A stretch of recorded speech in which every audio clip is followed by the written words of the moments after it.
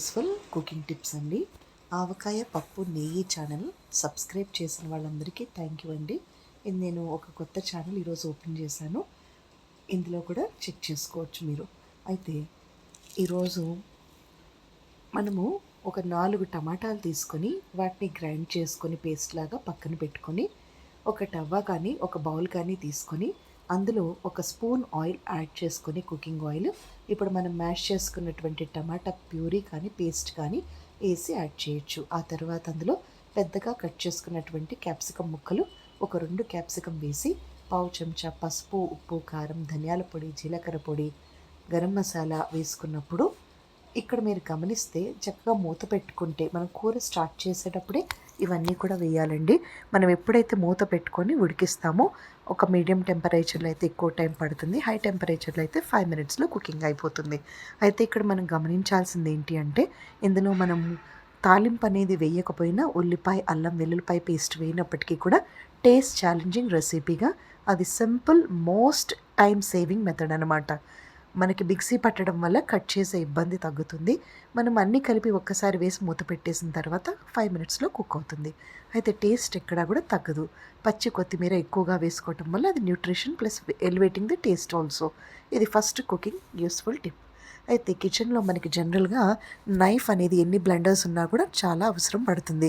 అయితే నైఫ్ అనేది ఎంత షార్ప్గా ఉంటే మన వర్క్ లోడ్ అంతా తగ్గుతుంది. దానికోసం నైఫ్ షార్ప్నర్ కనుక మనం జనరల్గా ఆన్లైన్లో పర్చేస్ చేసుకుంటే నైఫ్ షార్ప్నర్ అని టైప్ చేసుకుంటే వస్తుంది. అది మనకి 69 to 70 రూపీస్లోనే దొరుకుతుంది. అది చాలా బెనిఫిషియల్ అండి. 4 ఇస్తాడు షార్ప్ చేసుకోవడానికి పాయింట్స్. మనకి 3-4 ఒకేసారి మనం షార్ప్ చేసుకొని దగ్గర పెట్టుకోవచ్చు నైఫ్ అనేది. ఆ తర్వాత ఎప్పుడూ కూడా మనం ప్రతిరోజు మిల్క్ అనేది ఒకటి, ఆల్రెడీ ఇది బాగా సక్సెస్ఫుల్ అయిందండి, అందుకని రిపీట్ చేయడం అనమాట. మిల్క్ అనేది మనకి చిన్నపిల్లలు ఉన్న చోట చాలా ఎక్కువగా అవసరం అవుతుంది. టెట్రా ప్యాక్ అంటే 4 ప్యాకెట్స్లో అది సెక్యూర్డ్గా హై బాయిలింగ్ టెంపరేచర్లో బ్యాక్టీరియాని కిల్ చేసి వాళ్ళు దాన్ని ప్యాక్ చేస్తారు. మోస్ట్ ఎమర్జెన్సీ టైంలో మనకి రిక్వైర్మెంట్ ఉన్నప్పుడు పాలు అనేవి విరగకుండా ఒక 2 to 3 months or 5 months above కూడా సెక్యూర్డ్గా ఉంటున్నాయి. అవి చాలా టేస్టీగా కూడా ఉన్నాయి. అయితే అది బాయిలింగ్ టెంపరేచర్లో మనకి హైయెస్ట్ టెంపరేచర్లో బ్యాక్టీరియా అనేది ఉండదు అనమాట. మనం ఒకసారి కట్ చేసిన తర్వాత మాత్రం 1-2 days లోపలే ఉపయోగించుకోవాలి. అవి ఇందులో బెనిఫిట్ ఏంటంటే పాలు అనేవి విరగకుండా పాడవకుండా ఉండటమే కాకుండా ఫ్రిడ్జ్లో పెట్టుకునే అవసరమే లేదు. రెఫ్రిజిరేటర్లో మనం బయట పెట్టుకున్నప్పటికీ కూడా 3 to 6 months అవి పాడవకుండా ఉంటాయి. ఇది ఒకటి ఎమర్జెన్సీలో మనం ఉపయోగించుకోవచ్చు. ఆ తర్వాత మనము పచ్చిమిర్చి కానీ కూరగాయలు కానీ ఆకుకూరలు కానీ ఇవి సిజర్తో కట్ చేయటం వల్ల పచ్చిమిర్చిని ఫుడ్ మధ్యలోంచి తీసి పడేయకుండా వాటిని జాగ్రత్తగా అందరూ యూటిలైజ్ చేసుకుంటారు. తర్వాత చేతులు అనేవి మండకుండా కారం అనేది స్టిక్ అవ్వకుండా ఉంటుంది. ఇది ఒక యూస్ఫుల్ టిప్. అయితే ఇంకా మనం గమనిస్తే దోశ పిండికి దోశ బ్యాటర్ ఎప్పుడు కూడా ఒకటేంటి లాజిక్ అంటే, మనం దోశకి ఇడ్లీ అంటే ఏంటంటే అండి, ఇడ్లీ దోశ అంటే ఇడ్లీ రైస్తో ఇడ్లీ దోశ 2 బ్యాటర్ మనం ఒక్కసారే చేయాలనుకున్నప్పుడు 2 కప్పుల ఇడ్లీ రైస్ అంటే మనకు ఆన్లైన్లో దొరుకుతుందండి. 2 కప్పుల ఇడ్లీ రైస్కి 2 కప్పుల నార్మల్ బియ్యం వేసి, ఒక పావు కప్పు లేదా 1 కప్పు అటుకులు వేసుకొని, అర చెంచా మెంతులు, అర చెంచా పచ్చిశనగపప్పు యాడ్ చేసుకొని, ఒక మినప్పప్పు 1 కప్పు యాడ్ చేసుకొని, వీటిని ఒక 4 to 5 hours నానబెట్టుకొని మనం రుబ్బుకున్న తర్వాత వాటిని ఫెర్మెంట్ చేసుకోవాలి. అంటే పులియబెట్టాలి. దానికి మనము మార్నింగ్ మనం బాయిల్ చేసిన పొటాటోస్ ఒక 4-5 తీసుకొని వాటిని మెత్తగా పేస్ట్ లాగా చేసుకొని దీంట్లో యాడ్ చేసుకుంటే ఇదే పిండితో మనము చక్కగా దోశ కానీ ఇడ్లీ కానీ పునుగులు కానీ లేదంటే ఊతప్పం గుంత పొంగడాలు కూడా చేసుకోవచ్చు. ఇక్కడ పొటాటో మ్యాష్ చేసిన తర్వాత చాలా టేస్ట్ ఎలివేటర్ లాగా చాలా బాగుంటుంది. ఇది ఒకటి బైండింగ్ ఏజెంట్ లాగా కూడా దోశ విరిగిపోకుండా ఉంటుందన్నమాట. అయితే దోశ మేకర్ మీద మనం 1 నుంచి 2-3 దోశ మేకర్స్ కనుక కలెక్ట్ చేసి పెట్టుకుంటే మనకు ఆన్లైన్లో చాలా తక్కువ ప్రైస్కే దొరుకుతుందండి. దోశ మేకర్స్ అనేవి చాలా బెనిఫిషియల్. ఎందుకంటే మనం ఎంత పెద్ద దోశ వేసినా కూడా అది స్టిక్ అవ్వకుండా ఈజీగా వస్తుంది. దోశ మేకర్స్ నేను చాలా ఇయర్స్ వాడి చూశాను. వెంటనే అస్సలు పాడవు. ఎన్ని ఇయర్స్ అయినా, ఒక మినిమం ఒక 5-6 years అయినా కూడా అవి అలాగే ఉంటాయి, జాగ్రత్తగా వాడుకుంటే కరెంట్ అనేది కన్జంప్షన్ కూడా ఎక్కువగా లేదు. It is so beneficial. ఎందుకంటే మనం ఫస్ట్ దోశ వేసినప్పుడు పెంకు మీద అది మాడిపోవటమో లేదంటే స్టిక్ అవ్వడమో జరుగుతుంది కదా. అలా కాకుండా పెద్ద పెద్ద దోశలు కూడా చక్కగా కంఫర్టబుల్గా మనం కూర్చొని కూడా ఎక్కడంటే అక్కడ ప్లగ్ పాయింట్ ఉంటే పెట్టి చేసుకోవచ్చు. దాంట్లో సైడ్ ఎఫెక్ట్స్ కానీ కొంచెం ఇబ్బందులు అయితే నేను ఇంతవరకు ఫేస్ చేయలేదండి. మీరు ఒకసారి చెక్ చేసుకుని ఉపయోగం ఉంటే చేసుకోవచ్చు. ఆ తర్వాత ఇండక్షన్ స్టవ్ మీద మనకి ఈ యొక్క గుంత పొంగడాలు లేదా మనం ఈ కేరళ రెసిపీ అంటాం కదా, పనియారం అంటాం దీన్ని. చిన్న చిన్న గొంతు పొంగడాలు జనరల్గా గ్యాస్ స్టవ్ మీద అయితే అందరి ఇళ్లలోనూ ఉంటున్నాయి. అయితే ఇండక్షన్లో కూడా మనకి ఇక్కడ ఆ క్యాస్ట్ ఐరన్ మనకి నేను ఆన్లైన్ ట్రై చేశానండి. ఎందుకంటే ఆ బాటమ్ సెట్ అవ్వదు ఇండక్షన్కి. కానీ క్యాస్ట్ ఐరన్ అని కొట్టి ఆన్లైన్ పనియారం మనకి ప్యాన్ అని కొడితే కనుక చక్కగా ఇండక్షన్ మీద కూడా మనం పనియారం రెసిపీ చేసుకోవచ్చు. అదొకటి మనకి beneficial tip of the week అని చెప్పచ్చు. ఆ తర్వాత మనం ఎప్పుడూ కూడా సలాడ్స్ ఎక్కువగా డిపెండ్ అవ్వటం వల్ల మనకి చాలా బెనిఫిట్స్ ఉంటాయి. అంటే మెడిటేరియన్ డైట్లో ఇక్కడ వీళ్ళు ఏం చేస్తారంటే ఎక్కువ రా వెజిటబుల్స్, ఎక్కువ రా ఫ్రూట్స్ తీసుకోవడమే కాకుండా కర్డ్ యాడ్ చేస్తారు. అయితే కొంచెం అండి, ఇక్కడ మనది ప్యూర్ వెజిటేరియన్ ఛానల్ కాబట్టి వాళ్ళు సీ ఫుడ్ అది యాడ్ చేస్తారు. నేను అది అనుకోవటం లేదు. ఇందులో చెప్పడానికి మెయిన్ కారణం ఏంటంటే మనం తీసుకునే మ్యాక్సిమం ఫుడ్స్లో ప్రతిరోజు కనుక సలాడ్స్ ఎక్కువగా తీసుకోగలిగితే వెజిటబుల్ సలాడ్స్ మనకి హ్యూమన్ లైఫ్ స్పాన్ అనేది ఎక్కువగా పెరుగుతుంది. మనకి అది కర్డ్ యాడ్ చేయడం వల్ల ప్రోబయాటిక్ అంటాం కదా, లాక్టిక్ యాసిడ్ బ్యాసిల్లే అనేది బ్యాక్టీరియా చక్కగా అబ్డామిన్ మనకి స్టమక్లోకి వెళ్ళి అందులో ఉన్న బ్యాడ్ బ్యాక్టీరియాని ఎలిమినేట్ చేస్తూ మనకి గుడ్ బ్యాక్టీరియాని ప్రొవైడ్ చేస్తూ ఇంటెస్టైన్ని హెల్తీగా ఉంచుతుంది. అయితే రా వెజిటబుల్స్, ఫ్రూట్స్ అనేవి ఎక్కువ శాతం మనం తీసుకోవడానికి ట్రై చేయాలి. ఇందులో కొన్ని రెసిపీస్ మనం మార్చి చేసుకోవచ్చు. ఎలాగా అంటే ఒక కప్పు క్యాలీఫ్లవర్ని లైట్గా మనం సాట్ చేసుకొని టవా మీద కొంచెం ఉప్పు, పెప్పర్ యాడ్ చేసుకొని బాయిల్డ్ పొటాటోస్ కూడా వేసి ఈ క్యాలీఫ్లవర్ ఉడికిన ముక్కలు కూడా వేసుకొని తర్వాత ఈ యొక్క క్యాప్సికమ్, క్యాలీఫ్లవర్ కాంబినేషన్ ఫస్ట్ మనం వేపుకొని ఉడికించిన పొటాటోస్ పెద్ద పెద్ద ముక్కలుగా కట్ చేసుకొని కూడా వేపుకొని లైట్గా దానికి ఉప్పు, పెప్పర్ యాడ్ చేసుకొని ఒక బౌల్లో మనం సన్నగా తరిగిన టొమాటో, ఆనియన్, క్యాబేజ్, కీరా వేసి ఒక స్పూన్ కర్డ్ వేసుకొని ఇప్పుడు వేపిన కూరగాయలు కూడా వేసుకొని తింటే చాలా టేస్టీగా ఉంటుంది. దీంట్లో పాటు లెగ్యూమ్స్ అంటాం కదా, అంటే అవి మనం ఉడికించిన శనగలు కానీ, ఉడికించిన పచ్చి బఠానీలు అంటే బఠానీలు కానీ, ఉడికించిన శనగలు, రాజ్మా ఇలాంటివన్నీ కూడా, పెసలు ఇలాంటివి లేదా స్ప్రౌట్స్ అండి. స్ప్రౌట్స్ని కూడా వేసుకొని రోజు మార్నింగ్ చక్కగా కర్డ్ యూస్ చేసి ఎక్కువగా మనం సలాడ్స్ తీసుకోవటం వల్ల అవి చాలా టేస్టీగా మనం కుక్ చేసుకోవచ్చు. మనం ఇప్పుడు ఈ జనరేషన్లో మనకి ఈ టైంలో కుకింగ్ ఛానల్స్ అనేవి అన్లిమిటెడ్గా అవైలబుల్గా ఉన్నాయి కాబట్టి ప్రపంచ దేశాల్లో వివిధ రకాల షెఫ్స్ వాళ్ళు ఉపయోగించే చాలా చక్కటి సలాడ్స్లో కంటెంట్స్ వల్ల అవి ఎప్పుడు కూడా టేస్ట్, న్యూట్రిషన్ రెండు పక్కనగానే ఉంటాయి. అన్న్యూట్రిషియస్ ఫుడ్ అనగానే అది అస్సలు టేస్టీగా ఉండదు అనే ఆలోచన నుంచి మనం బయటికి రాగలుగుతాము. ఆ తర్వాత శాండ్విచెస్ అనేవి మనం వితౌట్ కుకింగ్ చేసుకున్న చాలా బాగుంటాయండి. అయితే విత్ కుకింగ్ అయితే మాత్రం మనకి 30 సెకండ్స్లో శాండ్విచ్ మేకర్లో ది పర్ఫెక్ట్ శాండ్విచ్ మేక్ అవుతుంది. అది ఎటువంటి శ్రమ లేకుండా కంటెంట్ చాలా నీట్గా అన్ని వైపులా ఉడుకుతుంది. అదర్ దాన్ ఓవెన్ కానీ, ఎయిర్ ఫ్రైవర్ కానీ వీటన్నిటికన్నా కూడా చాలా సింప్లిఫైడ్గా, చాలా ఈజీగా కుక్ అయ్యేది శాండ్విచ్ మేకర్లో శాండ్విచ్ అవ్వడం చాలా బాగుందండి. అయితే ఇంకొకటి ఏంటి అంటే మనం రోటి పచ్చళ్ళు కనుక అలవాటు చేసుకుంటే ఎవరైతే జీరో కుకింగ్ ఆయిల్ రెసిపీ ఇష్టపడతారో రోటి పచ్చళ్ళలో వాళ్ళకి ది బెస్ట్ అని చెప్పచ్చండి. ఈ జీరో కుకింగ్ ఆయిల్ ఏంటి అంటే అన్నీ ఆ కూరలన్నీ, ఆ కూరగాయలన్నీ వేసేసుకొని సపోజ్ ఇప్పుడు మనం పండు మిరపకాయలు, టమాటాలు, 2 వంకాయలు, తర్వాత కొంచెం రాడిష్ కానీ, క్యాప్సికమ్, బీరకాయలు అన్నీ కూడా వేసుకొని కొత్తిమీర కూడా వేసి మనం వాటర్లో కొంచెం వాటర్ యాడ్ చేసుకొని మూత పెట్టుకొని ఉడికించుకున్న తర్వాత పచ్చి మామిడికాయ కానీ యాడ్ చేసుకొని పులుపు కోసం పసుపు, ఉప్పు, కారం, ధనియాల పొడి మాత్రం వేస్తే సరిపోతుంది. దీనికి తాలింపు కూడా అవసరం లేదు. అది టైం సేవింగ్ అవుతుంది. తర్వాత జీరో ఆయిల్ రెసిపీ అవుతుంది. దాన్ని పేస్ట్ చేసుకున్న తర్వాత పుల్కాకి కనుక మనం యాడ్ చేసుకుంటే, పుల్కా అంటే జీరో ఆయిల్ రెసిపీతో ఎవరైతే ఇష్టపడతారో ఎక్కువగా రొట్టె పచ్చళ్ళు చేసుకోవటం వల్ల అది న్యూట్రిషియస్గా ఉంటుంది, టేస్టీగా కూడా ఉంటుంది.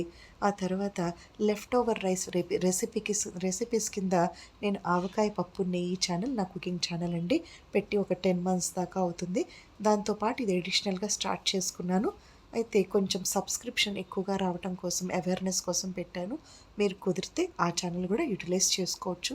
అయితే ఇక్కడ ఏంటి అంటే మనం ఈ లెఫ్ట్ ఓవర్ రైస్ రెసిపీస్లో నేను బెనిఫిషియల్గా గమనించింది ఏంటి అంటే, ఉడకపెట్టిన అన్నం మనం కొంచెం మిగిలిపోతే కనుక నైట్ రైస్ రాత్రిపూట మిగిలిపోయిన అన్నం పారేయకుండా దాన్ని కొంచెం వాటర్ యాడ్ చేసుకుని మెత్తగా మిక్సీ పట్టుకొని దానికి ఒక కప్పు బియ్యం పిండి యాడ్ చేసుకొని ఒక కప్పు నానబెట్టిన అటుకులు యాడ్ చేసుకొని కొద్దిగా ఉప్పు కొద్దిగా బేకింగ్ సోడా వేసుకొని చిన్న చిన్న బాల్స్ లాగా మనం ప్రిపేర్ చేసుకుంటే అవి చక్కగా మనము వాటిని స్టీమ్కి ఉడికించుకుంటే రైస్ బాల్స్ లాగా ప్రిపేర్ అవుతాయి. దాన్ని మనం అలాగే రొట్టె పచ్చడితో అయినా స్టీమ్ బాల్స్ లాగా తీసుకోవచ్చు. లేదు అంటే టవా మీద ఒక హాఫ్ స్పూన్ ఆయిల్ యాడ్ చేసి మనం సాట్ చేసుకొని మనం రైస్ బాల్స్ని కూడా తీసుకోవచ్చు. అంటే ఫ్రైడ్ రైస్ బాల్స్. ఇది మనం లెఫ్ట్ ఓవర్ రైస్ని మనం పాడేయకుండా ఇది ఒక మంచి యూస్ఫుల్ టిప్ అండి. ఆ తర్వాత విటమిన్ B12 అనేది మిల్క్ ప్రోడక్ట్స్లో ఎక్కువగా ఉంటుంది. అంటే పన్నీర్ కానీ బటర్ కానీ లేదంటే చీజ్ కానీ వీటిల్లో చాలా ఎక్కువగా ఉంటుంది ఈ యొక్క విటమిన్ B12 అనేది. మనకి వెజిటేరియన్స్కి అయితే మనకి విటమిన్ B12 అనేది వీటిల్లో బాగా లభ్యమవుతుంది. అదే మనకి నాన్ వెజిటేరియన్స్కి వాళ్ళ ఫుడ్ ద్వారా అందుతుంది, కానీ వెజిటేరియన్స్కి చాలా తక్కువ విటమిన్ B12 అనేది. సో రెగ్యులర్గా మన డైట్లో ఇవి ఉండేలాగా చూసుకోవాలి. ఎందుకంటే విటమిన్ B12 డెఫిషియన్సీ వస్తే ఈజీగా అలిసిపోతాం. అంటే ఈజీలీ ఫెటిగ్నెస్, ఇరిటబిలిటీ, తర్వాత numbness of the feet, tingling sensation in the feet లాంటివి సిమ్టమ్స్ వస్తూ ఉంటాయన్నమాట. ఈ యొక్క ఫొటోస్ ఏవైతే నేను అప్లోడ్ చేసి పెట్టానో ఈ రెసిపీస్ అన్నీ కూడా ఆవకాయ పప్పు నెయ్యి కుకింగ్ ఛానల్లో ఉన్నాయండి. ఒకసారి తప్పకుండా ట్రై చేయండి. అయితే కాజు కర్రీ అనేది అందరికీ చాలా ఇష్టం అనమాట. ఒక 4 టమాటాలు మిక్సీ పట్టేసుకొని అందులో కాజు అనేది ఒక 5 నిమిషాల సేపు నానబెట్టుకొని సపరేట్ బౌల్లో ఈ యొక్క స్టవ్ మీద ప్యాన్ పెట్టుకొని ఉడికించి మ్యాష్ చేసుకున్న టమాటా పేస్ట్ వేసి పసుపు, ఉప్పు, కారం, ధనియాల పొడి అన్నీ కూడా యాడ్ చేసుకొని అందులో ఈ నానబెట్టిన కాజు కూడా వేసి మూత పెట్టుకొని ఒక 2 స్పూన్స్ కర్డ్, కొద్దిగా కొత్తిమీర యాడ్ చేసుకొని మనం చేసుకోగలిగితే చాలా టేస్టీగా ఉంటుంది కాజు కర్రీ అనేది. ఆ తర్వాత అలాగే మనం రెగ్యులర్గా ఏదైతే పల్లీల పొడి, పుట్నాల పొడి, నువ్వుల పొడి చేసుకుంటామో వాటికి కాజు అనేది కూడా వేపుకొని ఒక 100 గ్రామ్స్ అలా వేపి వాటితో పాటు, అంటే ఇప్పుడు పల్లీల పొడి అనుకోండి, ఒక కప్పు పల్లీలు, 2 కప్పులు కాజు మనం లైట్గా వేపుకొని దాంట్లో ఎండుమిర్చి, కొద్దిగా జీలకర్ర, కొద్దిగా తగినంత ఉప్పు, కారం, ధనియాల పొడి వేసుకొని 2 వెల్లుల్లిపాయ రెబ్బలు కూడా వేసుకొని మిక్సీ పట్టుకుంటే కాజు పొడి చాలా టేస్టీగా ఉంటుంది. అది ది బెస్ట్ రెసిపీ అని కూడా చెప్పచ్చు. ఆ తర్వాత థైరాయిడ్ కానీ హార్ట్ ప్రాబ్లం కానీ మనకి కంట్రో బాగా మంచి రెగ్యులర్గా దొరికే రెసిపీ ఏంటంటే కొంచెం కంట్రోల్లో ఉండటానికి ఆ ప్రాబ్లం లేకుండా ఉండటానికి మనకి ఈ సెలీనియం అంటే అరటి పండు కానీ అరటికాయలో మనం అరటికాయ చిప్స్ కానీ అరటి పండు కానీ రెగ్యులర్గా తీసుకోవటం వల్ల మనకి చాలా ఉపయోగాలు ఉంటాయండి. అది potassium, magnesium rich food, also selenium కూడా ఉంటుంది. థైరాయిడ్ రెగ్యులర్గా ఫంక్షన్ చేయడానికి, ఆ గుండెని సురక్షితంగా ఉంచడానికి అవి బాగా హెల్ప్ చేస్తాయి. ఆ తర్వాత రెగ్యులర్గా మనం చేసుకునే పచ్చిమిర్చి బజ్జీలు అనేవి మనం సోడా వేసుకుంటేనే అవి ఎన్లార్జ్ అవుతాయి అనుకోకుండా మనం బాగా స్పూన్తో వాటిని బాగా బీట్ చేసుకొని పావు చెంచాల సగం మాత్రం ఇడ్లీ సోడా వేసుకుంటే మనకి బజ్జీలు చాలా సాఫ్ట్గా సూతింగ్గా వస్తాయి. కానీ ఒక్కటండి, శనగపిండితో మీరు ఏ రెసిపీ చేయాలనుకున్నా ముందుగా మనం కొంచెం, అంటే ఒక spoon recipe first trial pack చేసుకున్న తర్వాతే మిగతావి చేసుకోవాలి. నీళ్లు కనుక కొంచెం ఎక్కువ యాడ్ చేసిన, మనము బేకింగ్ సోడా లేదా ఇడ్లీ సోడా మనం కొంచెం ఎక్కువగా పొరపాటున వేసిన నూనె చాలా బాగా పీల్చేస్తాయి శనగపిండి వంటలు. అది కాకుండా చాలా జాగ్రత్త పడాలి. ఆ తర్వాత ముఖ్యంగా శనగపిండి అనేది ప్యూరిటీ ఎంత బాగుంటే కుకింగ్ రెసిపీ కూడా అంత బాగుంటుంది. సో మనం మిగతా వాటిలో మనం ఎలా మనం మనం మేనేజ్ చేసుకున్న శనగపిండి వస్తువులు మాత్రం ఎంత ప్యూర్గా ఉంటే, మన ప్యూర్ వెజిటేరియన్ ఛానల్ వాళ్ళకి ఈ నార్త్ ఇండియాలో కనుక చూసుకుంటే అందరూ కూడా ఎక్కువగా ఆలుగడ్డ శనగపిండి రెసిపీస్ బాగా తీసుకుంటారు పర్ డే రోటీతో పాటు. కాబట్టి శనగపిండి అనేది ఒకటండి. శనగలు అనేవి లో గ్లైసెమిక్ ఇండెక్స్తో ఉంటూ హైయెస్ట్ ప్రోటీన్ కలిగి ఉంటాయి. సో శనగపిండితో రకరకాల స్టీమ్ వెరైటీస్ కూడా చేసుకోవచ్చు. ఒకవేళ మనకి ఆయిల్ రెసిపీస్ ఇబ్బంది అనిపిస్తే, లేదు అంటే ఫ్రైడ్ చేసిన ప్రతి కూరగాయల్లో కూడా క్యాప్సికమ్ అనుకోండి, ఒక 5-6 క్యాప్సికమ్ తీసుకుని దానికి ఒక 2 చెంచాలు లేదా 3 చెంచాలు శనగపిండి మనం కనుక వేసాము అంటే క్యాప్సికమ్ కర్రీ చాలా బాగుంటుంది.